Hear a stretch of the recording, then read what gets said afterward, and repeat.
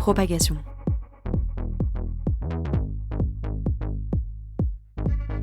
Le podcast qui décode la guerre informationnelle. On parle de Main Character Energy sur TikTok. Ça correspond à quand tu mets ton casque sur les oreilles, que tu mets ta meilleure musique et que tu prends le train et tu vois un paysage qui défile et tu as l'impression d'être dans un film en fait et que tu écoutes la BO de ta propre vie. Bonjour à toutes et à tous et bienvenue dans Propagation. Je suis Guillaume Ledy et j'ai le plaisir de vous proposer aujourd'hui de plonger dans une altère réalité, celle d'un réseau social un peu particulier. Parce que c'est bien joli et intéressant de se pencher sur les grandes ou petites manœuvres de manipulation informationnelle, sur la théorie des réseaux et autres analyses des écosystèmes de circulation de l'info, comme on le fait depuis maintenant une vingtaine d'épisodes dans Propagation. Mais il faut aussi de temps à autre se préoccuper des utilisateurs des réseaux dont on parle à longueur d'épisodes. Et depuis le début de notre émission, il y en a un qui revient parfois, souvent comme une petite ritournelle dans pas mal de nos conversations. Mais surtout quand on évoque la façon de s'informer de ces êtres un peu étranges qu'on a du mal à appréhender passer le cap de la quarantaine, les jeunes. Fraise, framboise, myrtille. C'est fraise, framboise, myrtille. C'est une vidéo de quelqu'un qui devient viral et du coup tout le monde reprend l'expression. Enfin du coup vous comprenez pas mais du coup les gens qui connaissent TikTok ont la référence. TikTok, l'application préférée des jeunes, celle qui abreuve aujourd'hui 1,6 milliard d'utilisateurs partout dans le monde, dont presque un Français sur 3. TikTok, donc vous l'avez bien reconnu, ici présenté par l'excellente série documentaire de France TV La Fabrique du mensonge, que je ne peux que vous recommander. TikTok est donc un réseau social chinois qui a déboulé en 2017 sur les écrans mobiles des plus jeunes et parfois des moins jeunes d'entre nous, mais surtout des plus jeunes. Et pour celles et ceux qui ne connaissent pas, il est constitué donc de courtes vidéos sélectionnées par un algorithme dont on ne comprend pas très bien comment il fonctionne comme d'habitude. Et ces vidéos ont la particularité de s'enchaîner à l'infini. Donc c'est TikTok qui a défini ce nouveau mode de consultation de vidéos. Pour en parler, on a décidé de recevoir une ethnographe digitale, parce que oui, ça existe, les ethnographes digitales, et c'est un vrai plaisir, puisqu'on suit son travail depuis un certain temps. Dorothée Kopp, bonjour. Bonjour Guillaume. Vous êtes directrice de la recherche chez Uptons. Uptons, c'est un cabinet parisien qui est spécialisé dans justement l'ethnographie digitale. On reviendra sur ce que c'est. Vous êtes assez pionnière dans l'analyse des circulations d'opinion sur Internet, et sans spoiler ce que vous allez dire, pour vous, TikTok, c'est pas qu'une plateforme de divertissement, c'est un terrain donc ethnographique où une génération entière révèle un peu comment elle construit son rapport au monde, à l'autre et à cette réalité. Et c'est justement donc ce qu'on va creuser aujourd'hui. Avant d'explorer des phénomènes culturels précis sur lesquels vous êtes penchés, j'aimerais qu'on comprenne la méthode qui est la vôtre en tant qu'ethnographe digital. Parce qu'au fond, faire de l'ethnographie sur TikTok, ça n'a pas l'air évident.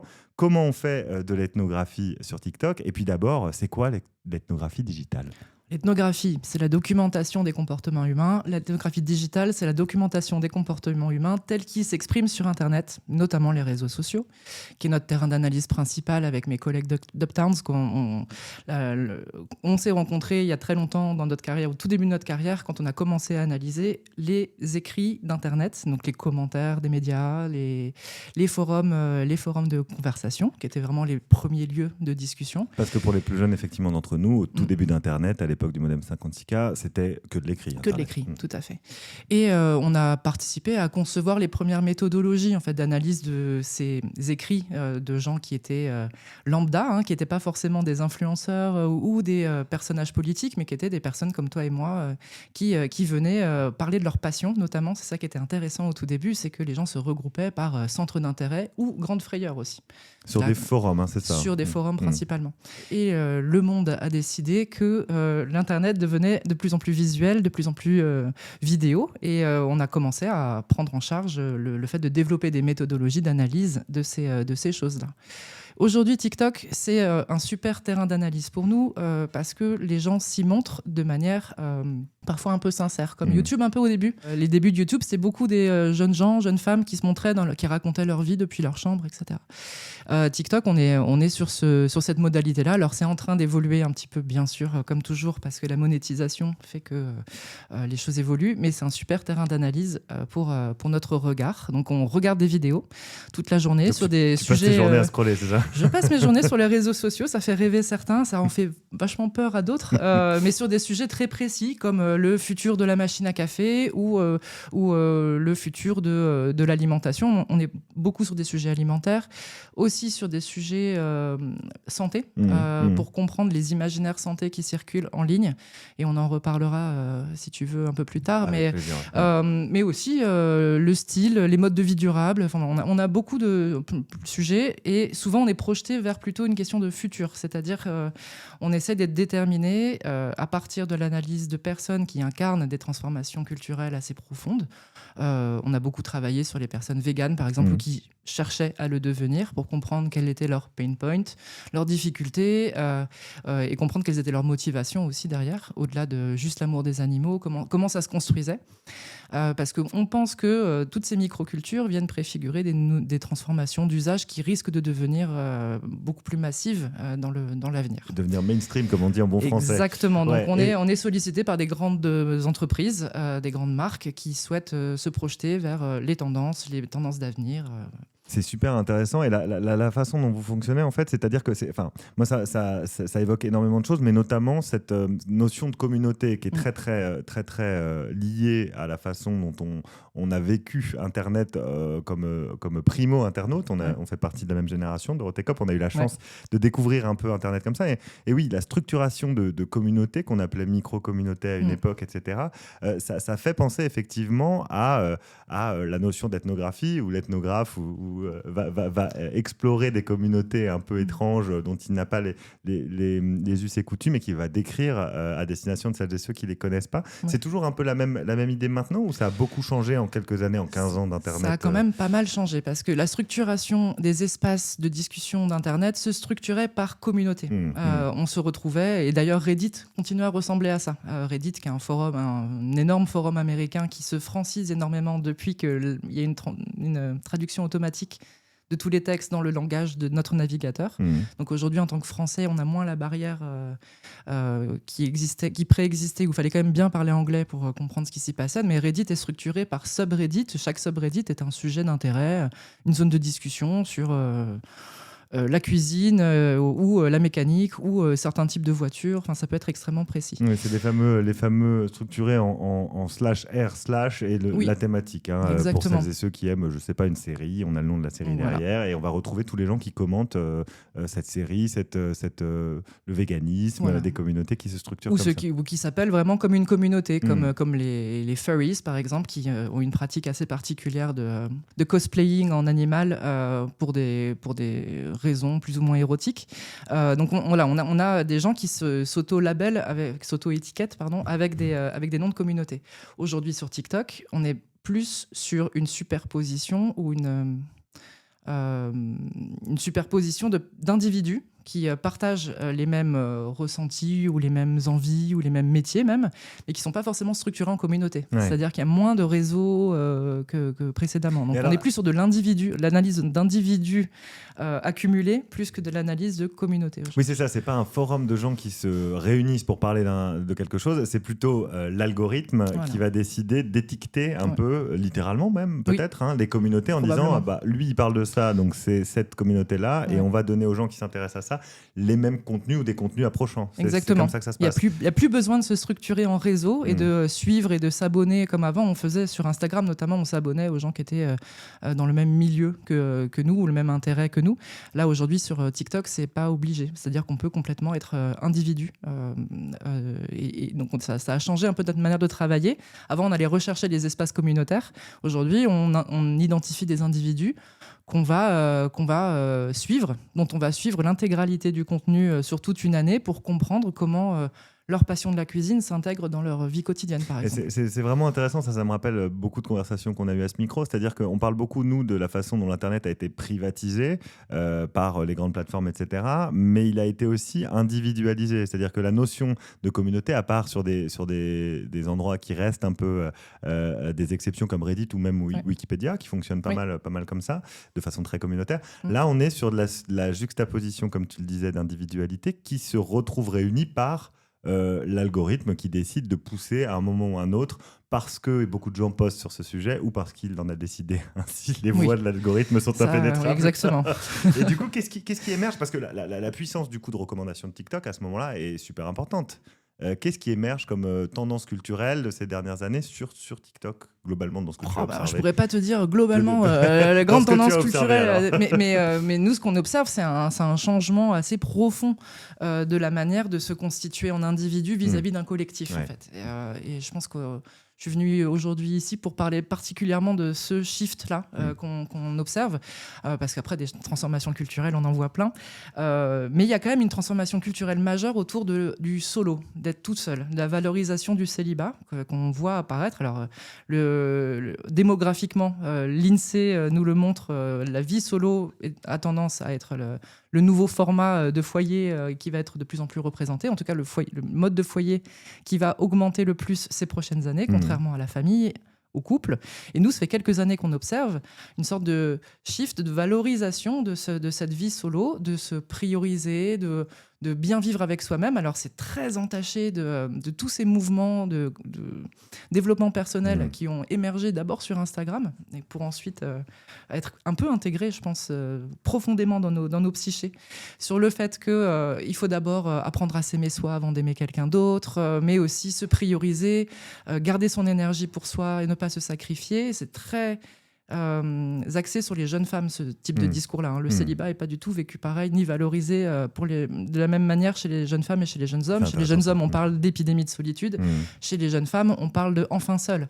Et il y a vraiment quelque chose qui se joue au niveau des genres aussi de manière très très forte. C'est ce qu'on appelle le gender gap, c'est la différence de perception presque de la réalité des jeunes hommes et des jeunes femmes qui est très travaillée, notamment sur TikTok. Alors, elle est exacerbée sur TikTok. C'est-à-dire que nous, ce qu'on observe, et c'est rigolo, on a eu une discussion avec un client hier, nous, on avait observé qu'un fait autour de la consommation du café, notamment, était très, très genré.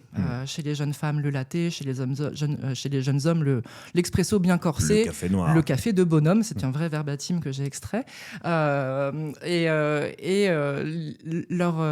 analyses étaient pas tout à fait aussi tranchées. C'est-à-dire qu'il y a une exacerbation du personnage genré sur TikTok qui est peut-être joué aussi par les personnes qui sont créateurs de contenu. C'est-à-dire que c'est ça qui est étonnant aussi, qu'on a du mal à mesurer, c'est la façon dont les jeunes créateurs de contenu, comme on dit, se conforment à ce que l'algorithme semble attendre d'eux, plutôt que de quelque chose, comme tu le disais, de sincère et d'honnête. Et c'est là où c'est compliqué, sans doute, à analyser. Et ce qui est étonnant, c'est qu'il y a une performance de la sincérité et de l'authenticité.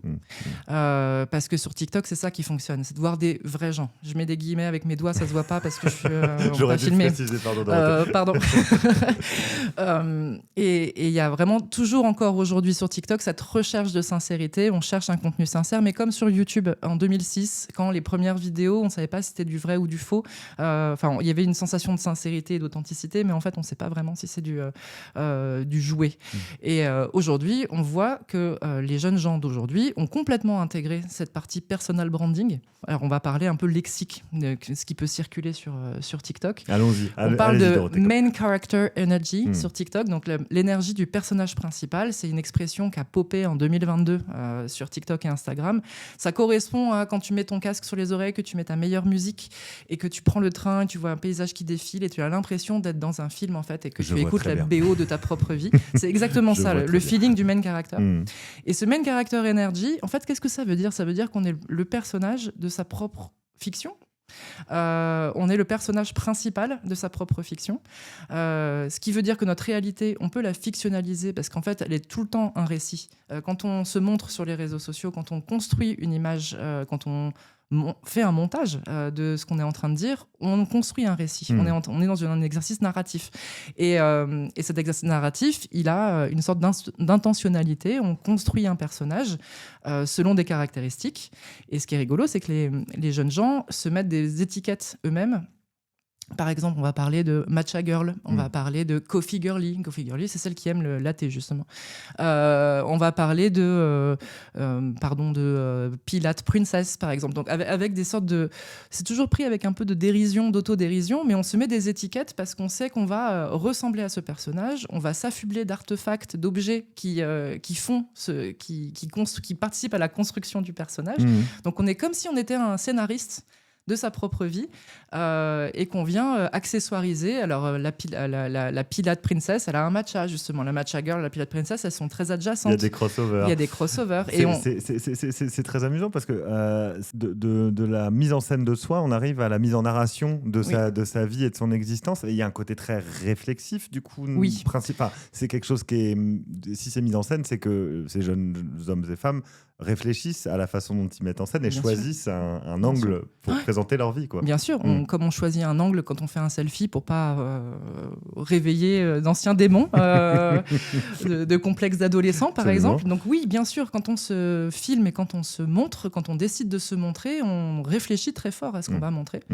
Et ce qui est vraiment perturbant, c'est à quel point ces jeunes gens ont compris, ont intégré le fait qu'ils se mettaient en scène et que c'est pas la réalité. Ce qui vient changer aussi le rapport de ces jeunes gens à ce que c'est que la réalité, puisque tout le monde peut choisir sa propre réalité, tout le monde peut la construire, la présenter. Ces jeunes gens qui se montrent facilement en ligne savent que c'est une réalité travaillée. Ils savent que c'est pas la vraie réalité. Et c'est marrant, j'ai joué ce matin avec le hashtag réalité sur TikTok. Qu'est-ce que ça sort comme vidéo ? Et ce qui est rigolo, c'est il y a toute une traîne de vidéos de jeunes femmes qui font des morning routines, mais réelles. En fait, elles ressemblent extrêmement fort aux morning routines qui sont présentées depuis des années sur Instagram. Elles sont toutes travaillées, il y a toute une musique, il y a tout un éclairage hyper doux, etc., où la jeune femme se montre en train de faire son lit, comme si elle faisait son lit absolument tous les jours en se réveillant. Sa skincare, son outfit of the day, ses quelques mouvements de yoga pour montrer que quand même on est bien, le trajet pour aller à la fac ou au boulot à vélo, tout ça filmé, etc. Donc c'est étonnant. Et bien sûr, le hashtag, c'est ma vie réelle, ma vie banale. Bien sûr, mon existence du quotidien. Mon existence simple du quotidien. Donc en fait, c'est vraiment une boucle un peu rétroactive entre la réalité et la fiction et le fait d'une sorte de vraiment très grande prise de conscience qu'il y a un caractère fictionnel à tout ça, puisque ces jeunes gens et ces jeunes femmes parlent de era. Ils vont adjoindre le caractère era. Alors, je suis dans ma Matcha Girl era, donc ça veut dire que demain, je pourrais tout à fait dans ma Coffee era, et c'est pas un problème. Ces personnages peuvent changer, ils ont le droit de changer de peau. Mais c'est ça, on incarne un personnage qui change de peau, qui change de centre d'intérêt, et qui du coup va aller là aussi sans doute où les choses se font à l'heure actuelle, à ce qui marche le mieux sur ces réseaux-là. Mais il y a quand même cette romanticisation de la réalité. Donne un côté très aussi jeu vidéo. Tu mentionnais le main character energy, ça vient aussi un peu du jeu vidéo, parce que si on est le main character, il y a aussi cette notion en creux que les autres sont des PNJ, des personnages non jouables, et du coup on se coupe peut-être un peu aussi de l'autre. Est-ce que c'est quelque chose qui a risque potentiel à cette tendance ? Oui, c'est extrêmement vrai. Cette romantisation, c'est beaucoup les jeunes filles. Les jeunes hommes vont plutôt aborder le sujet avec un vocabulaire jeu vidéoludique, on va dire.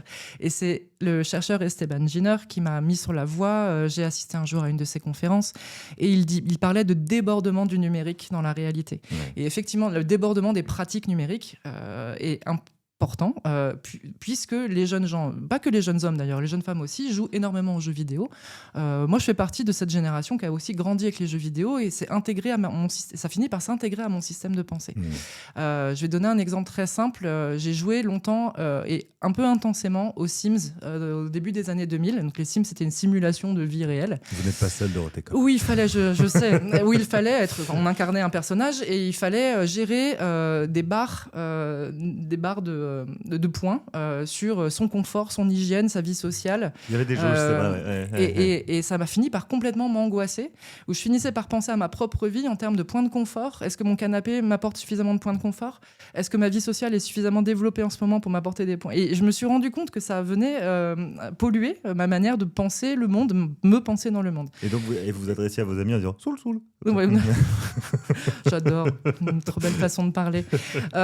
Et effectivement, chez chez les jeunes gens, on voit ce débordement sur la manière de se concevoir soi vis-à-vis du monde. C'est-à-dire que je suis le personnage principal, je suis le centre du jeu vidéo. Toute la réalité est centrée sur ma perception du monde et mon point de vue sur le monde. Les autres personnes, ceux qui sont peu importants dans ma vie, sont des PNJ, des personnages non joueurs, des NPC en anglais.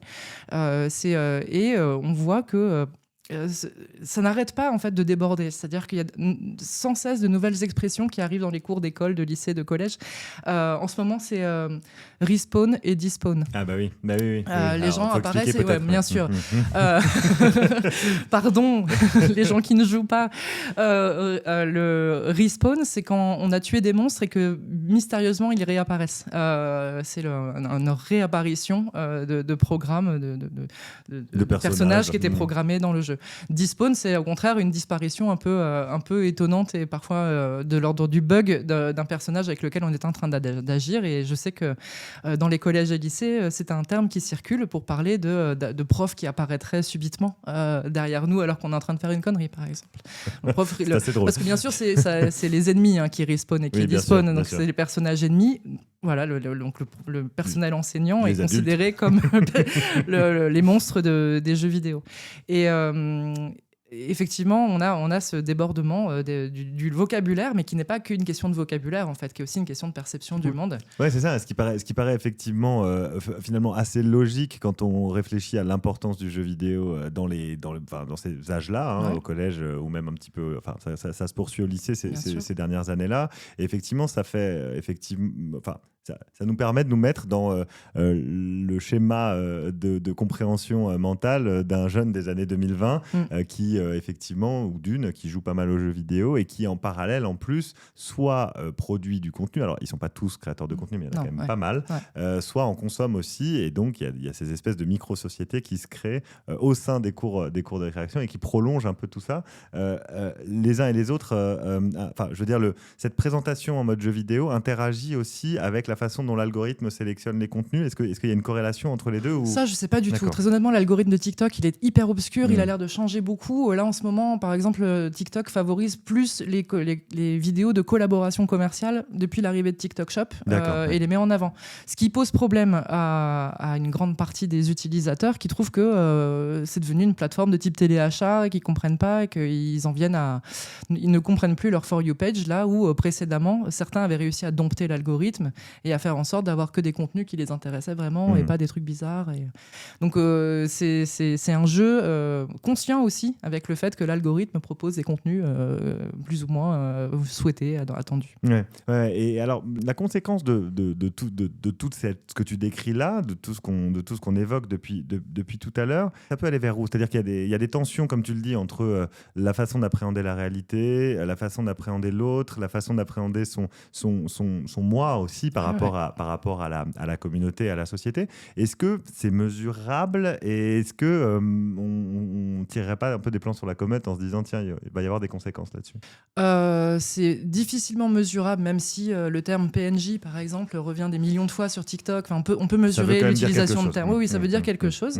Et c'est utilisé depuis plusieurs années. Alors c'est marrant parce que ce truc de PNJ, ça a commencé par des vidéos assez créatives et assez rigolotes où les créateurs de contenu, c'était 2023, se mettaient en scène comme des PNJ, c'est-à-dire jouaient. Alors là aussi, je vais mimer et ça sert à rien, mais il y a une silhouette un peu et un type de mouvement un peu particulier du PNJ qui est un peu répétitif et qui va balancer les bras et qui ne sait pas où aller, qui répète les mêmes phrases et un peu Uncanny Valley, tu vois, le truc un peu bizarre.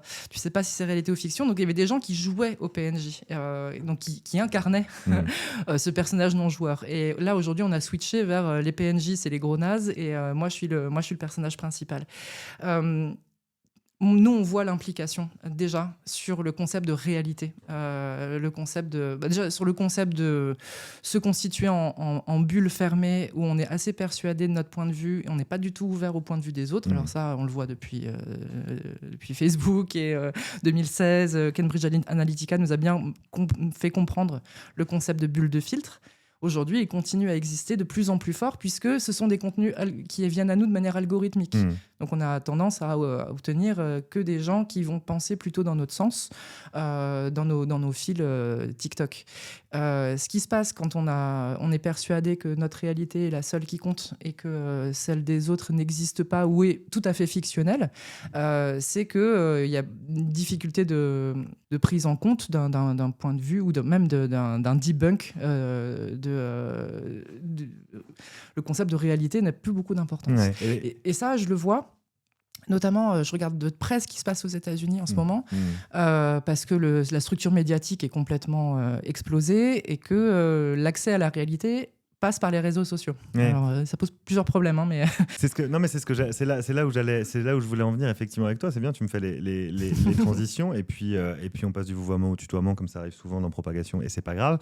C'est là où je voulais en arriver, c'est que dans Propagation, donc, on évoque les conflits informationnels, les conflits de récits. Tu mentionnais Cambridge Analytica, je veux dire en 2016, donc il y a 10 ans, les bulles de filtre existaient, elles ont été théorisées un petit peu quelques années auparavant, elles existaient, mais elles se fondaient sur une forme de réalité partagée. En tout cas, chacun avait sa propre analyse, mais d'une information commune, que tout le monde avait en commun. Là, j'ai l'impression que dans la réalité que tu décris, notamment sur TikTok, on est sur des bulles de filtre extrêmement séparées les unes des autres, assez silotées, et on ne réagit plus aux mêmes événements. Par rapport à ce que tu observes aux États-Unis, est-ce que tu parles de fragmentation, est-ce qu'on est arrivé à un moment où en fait la réalité est éclatée en plein de réalités différentes et que pour recréer du commun, ça va être compliqué? Ouais, vraiment, les États-Unis, c'est une sorte de repoussoir culturel hyper fort à ce niveau-là, c'est qu'ils ont créé une hyper-fragmentation. Ça a toujours été une société fragmentée, mais là, ils ont créé une hyper-fragmentation telle que, par exemple, des hommes pro-Trump qui sont confrontés aux images, à tous les points de vue d'images qui ont été pris autour de l'assassinat de René Good récemment, par exemple, par la milice ICE, disent « Je pense pas que ça soit réel. En tout cas, je ne veux pas que ce soit réel. » Donc même quand ils sont exposés aux preuves... Alors après, la preuve vidéo, c'est de plus en plus problématique parce que les vidéos peuvent être orientées comme on le veut déjà à la base, mais en plus les fonctionnalités IA, etc., qui permettent de créer de la vidéo... En termes de destruction de la réalité, ça se pose là, oui, tout à fait. Donc il y a une concomitance entre destruction de la réalité possible via la technologie facile d'accès par tout le monde, le côté bulle de filtre où chacun suit les personnes en quelles il croit et il suit les discours auxquels il adhère, il n'est pas obligé de regarder le reste, et ce côté un peu fictionnalisation de moi-même, des autres, tout est pas vraiment réel, du coup je peux m'arranger avec ma réalité. Tout ça a fait une sorte de cocktail que je trouve assez dangereux sur... Le concept de socle commun, de réalité, il est vraiment éclaté. Là, aux États-Unis, il n'y a plus de socle commun. Oui, alors on parle souvent, pour caractériser ce qui se passe en France, de polarisation. C'est un terme qui est discutable, mais aux États-Unis, bon, là, pour le coup, c'est plus une fragmentation, comme tu le disais, radicale, qu'une polarisation outrancière. Et justement, ça rejoint ce dont on parle dans l'émission constamment, parce que c'est un terrain, justement, favorable pour jouer sur les vulnérabilité informationnelle de l'ensemble de la population finalement. Il suffit de raconter à quelqu'un quelque chose qui va dans son sens pour lui faire admettre un certain raisonnement ou une certaine manière de voir le monde pour propager une idéologie. C'est ce qui se passe avec le masculinisme, qui est une idéologie profondément politique en fait, mais qui chope les jeunes hommes sur leur vulnérabilité, sur leurs insécurités, sur le fait qu'ils ne sont pas sûrs de pouvoir séduire, et ils construisent une sorte d'image repoussoire de la femme qui est à l'origine de tous leurs problèmes. En tout cas, la posture sociétale d'une femme égalitaire est présentée comme une menace existentielle pour ces jeunes hommes. Ils finissent par adhérer parce qu'il y a quelques exemples qui font mouche, ou en tout cas ça les valorise d'y adhérer. Et c'est terriblement dangereux, en fait, parce qu'ils s'enferment dans une perception des femmes qui est quand même relativement fausse, une perception de leur fonction dans la société qui est hyper délétère même pour eux. La virilité, c'est pas forcément quelque chose... les injonctions à la virilité sont pas forcément souhaitables. Et nous, on observe ça de manière un peu effrayante, c'est-à-dire que comment comment les sortir de là. C'est de l'ordre de la secte, en fait. Pour moi, c'est ce qui est en train de se passer là. Et donc, le masculinisme, c'est très effrayant. Il y a peut-être d'autres micro-communautés qui sont moins dangereuses parce qu'il n'y a pas de terrorisme, associé. Mais on est sur quelque chose qui est quand même un peu flippant. C'est-à-dire que n'importe qui a compris ça peut créer une communauté et entraîner des gens vers de la désinformation, voire des actions violentes liées à cette désinformation. Donc il y a un lien entre la secte, il y a une forme avec les sectes, Ouais. pardon, il y a une forme d'endoctrinement. Oui. Et ça, c'est des choses que tu as observées sur des communautés spécifiques. Alors tu mentionnais les mascus, mais il y a peut-être aussi de l'autre côté, de côté féminin. Mais côté féminin, moi-même, je me rends compte en plus qu'en tant qu'ethnographe digital et passer beaucoup de temps en ligne, je finis par absorber beaucoup de ce que je lis, de ce que je vois. Maintenant, je prends un peu plus de précautions et j'essaie de prendre du recul et de noter là où je suis influencée, là où ma pensée change. Et oui, côté féminisme aussi, le côté misandre du féminisme, quand on vient à présenter tous les hommes comme des raclures, n'est pas forcément souhaitable non plus. Et cette polarisation, elle est créée aussi parce qu'il y a des extrêmes assez forts, assez puissants, assez enfermants sur la manière de juger les autres, tout simplement, qu'on ne connaît plus. Et c'est ça qui est terrible, c'est qu'il y a une sorte de séparation très forte. Ce qui fait commun aujourd'hui, c'est est-ce qu'on partage ou pas le même fil algorithmique, le même flux algorithmique. C'est pas tout ce qu'on a regardé en commun à la télé ou les articles de presse qu'on a lus ou des événements culturels auxquels on a participé ensemble.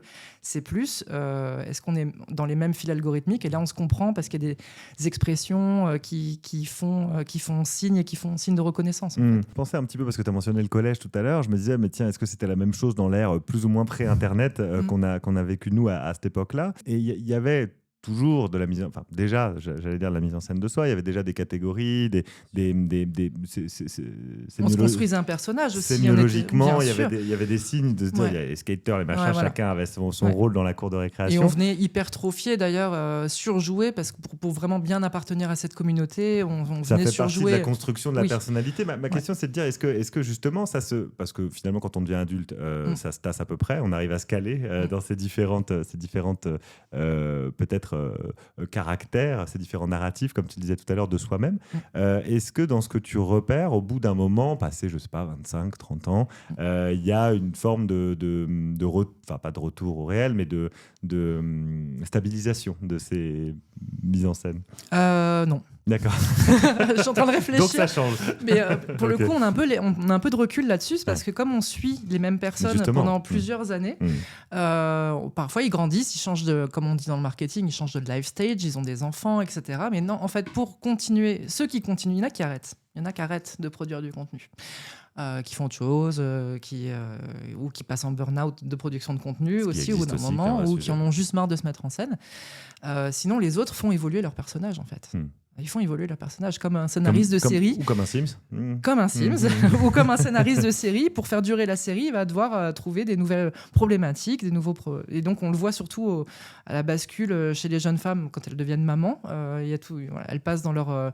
elles se présentent comme hyper maternantes pendant un moment, puis après il y a forcément cette phase de burn-out où elles ont trop donné, il faut qu'elles se retrouvent, donc c'est 30 jours avec moi pour me retrouver en tant que femme, et elles font des programmes comme ça. C'est assez à la fois très touchant de voir se dérouler des vies entières comme ça, et en même temps assez flippant parce que on est vraiment dans de l'incarnation de personnages répétitifs, qui se succèdent les uns aux autres. Et est-ce que c'est justement ces influenceurs, ces créateurs de contenu sont dans ce que tu observes ou intuitivement une cible facile pour justement des acteurs malveillants qui auraient envie de promouvoir des narratifs, par exemple, provenant de puissances étrangères pour de l'ingérence, ou est-ce qu'ils sont ciblés par ce type d'acteurs-là? Ils peuvent l'être, en fait. Ils peuvent l'être à partir du moment où ils ont une audience, ils deviennent intéressants pour ces acteurs-là.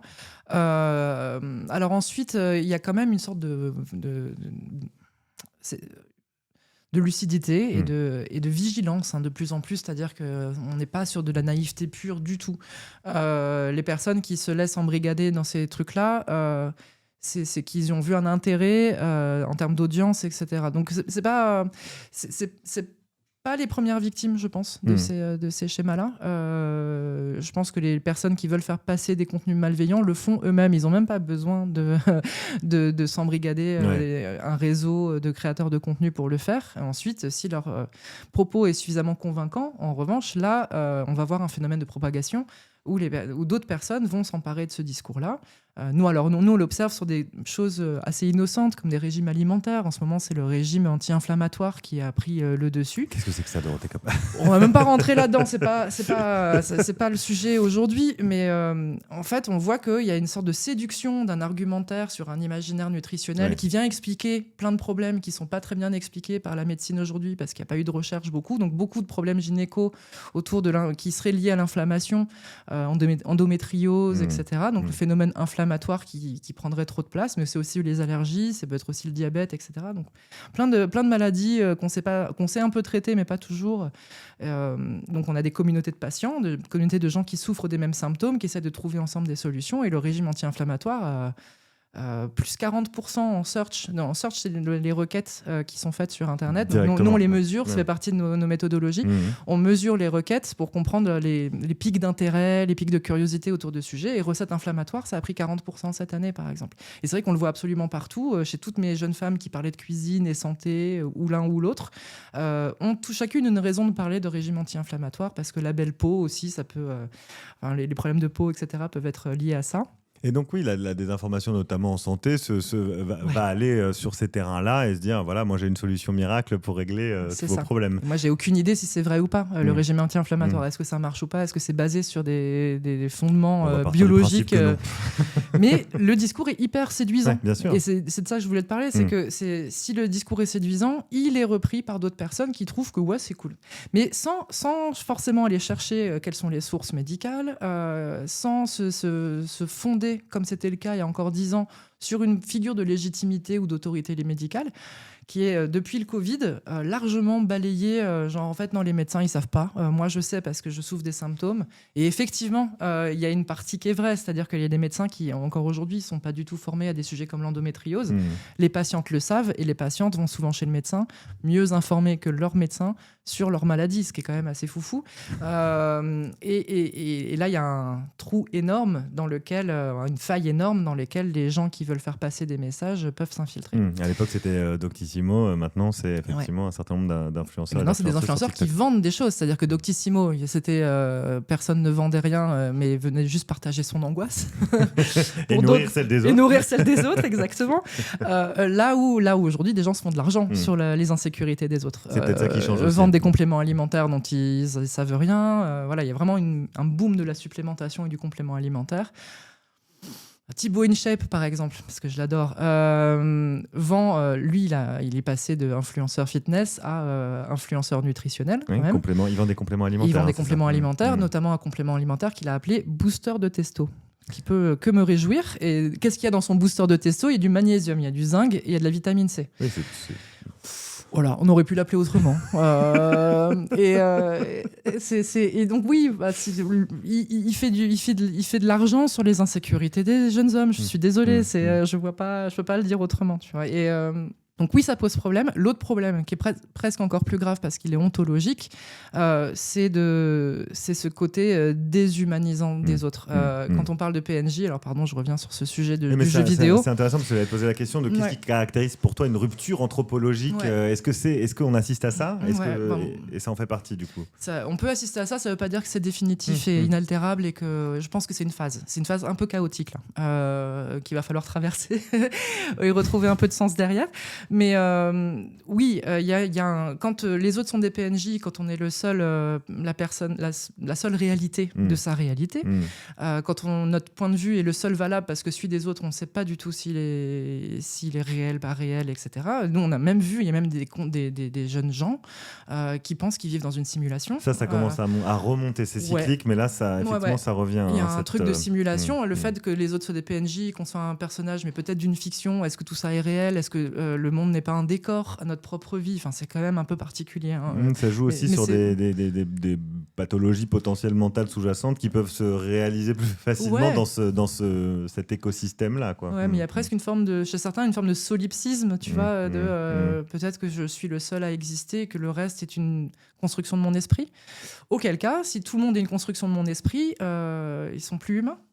J'ai plus besoin de les considérer comme des gens qui sont leur propre sujet, qui sont pas juste là pour être un obstacle ou une aide à ma quête principale, quête secondaire. Tu vois, c'est comme ça qu'on parle maintenant de la quête principale, c'est ce que tu as à faire dans la journée, ta journée normale. Et quête secondaire, c'est aller récupérer un colis Vinted et te faire un petit plaisir, un petit latte dans un coffee shop. Tu vois.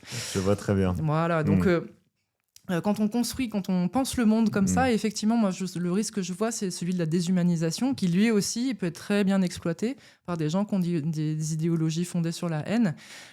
C'est la meilleure technique pour monter une population contre une minorité. Ça a déjà été fait pendant le colonialisme, ça a déjà été fait pendant les grands génocides.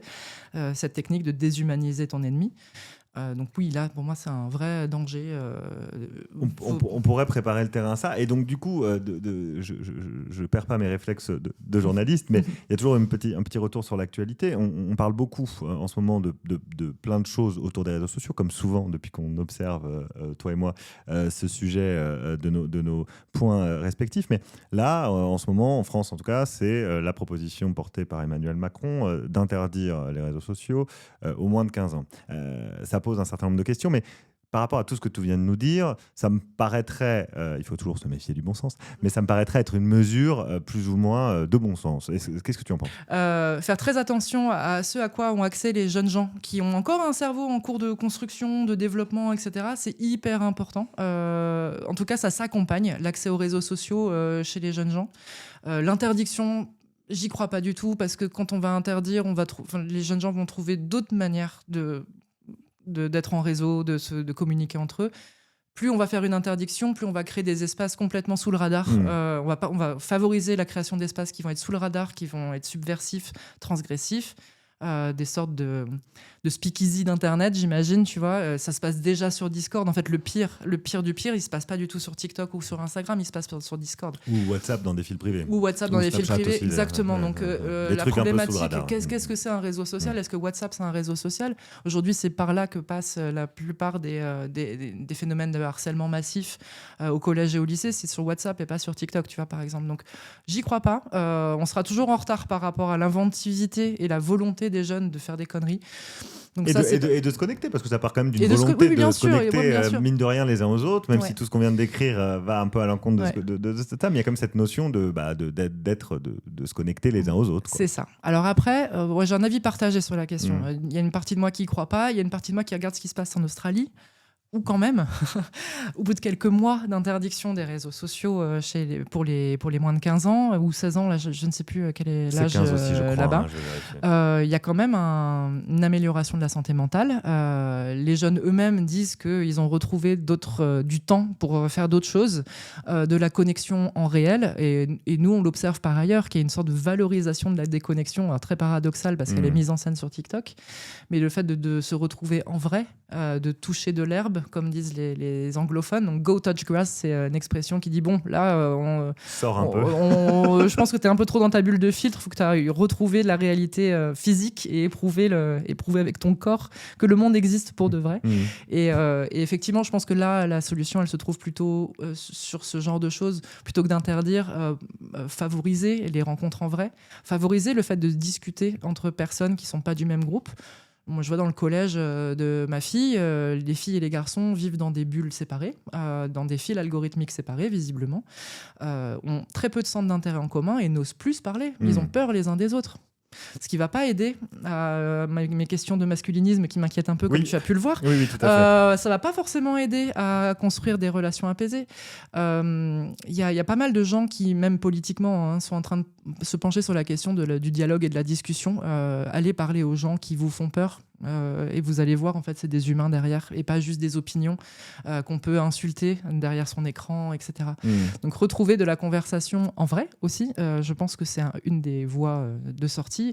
L'interdiction légale, je sais pas, j'ai du mal avec ça. Je pense que ça peut ne pas marcher, mais comme on le voit encore en Australie, ça peut fonctionner aussi. Ça peut avoir des aspects effectivement positifs. On attendra de voir peut-être les retours de ce qui se passe en Australie avant de prendre une décision à ce micro, mais c'est vrai que ça fait partie des choses qui sont sur la table, et puis l'interdiction plus pure et simple pour des réseaux comme X est aussi dans le discours en ce moment, parce que ce qu'il faut bien se rappeler, et je sais que tu es d'accord avec moi, Dorothée, c'est que c'est pas forcément les jeunes qui c'est une population intéressante à observer comme on vient de le faire pendant 1 heure, mais c'est pas forcément ceux qui sont le plus radicalisés en ligne. Exactement, on est sur du plus de 60 ans plutôt. Voilà. C'est eux les pires.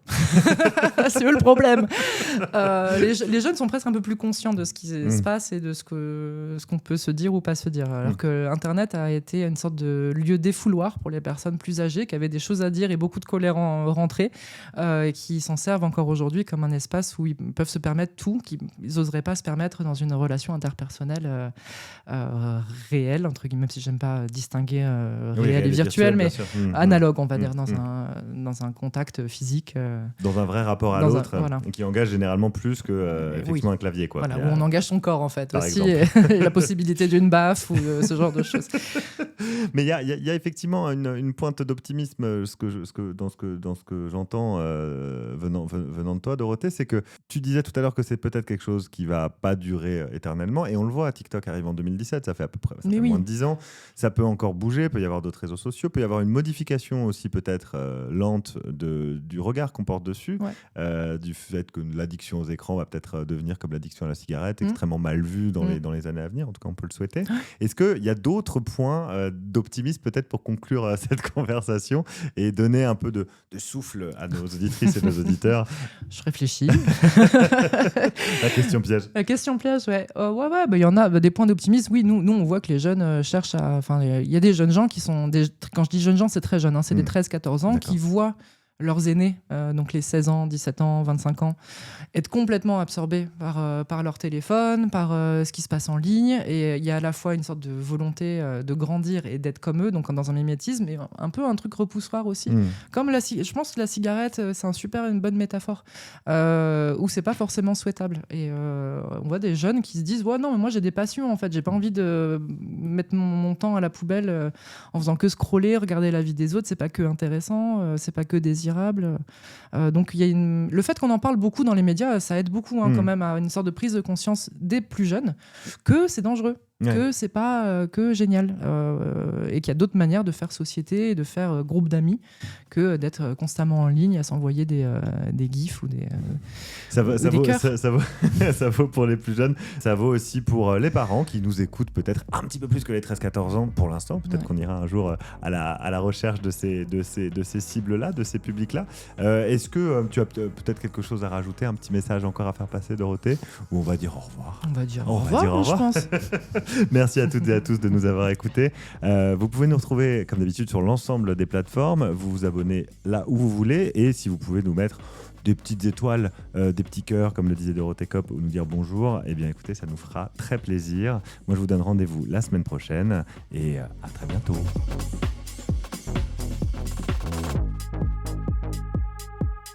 Propagation, un podcast produit par Justin Poncet, d'Opsy.ai. Animation Guillaume Ledy. Réalisation Roman Munier. Générique Martin Commandeur. Graphisme Gauthier Gevray. À la semaine prochaine.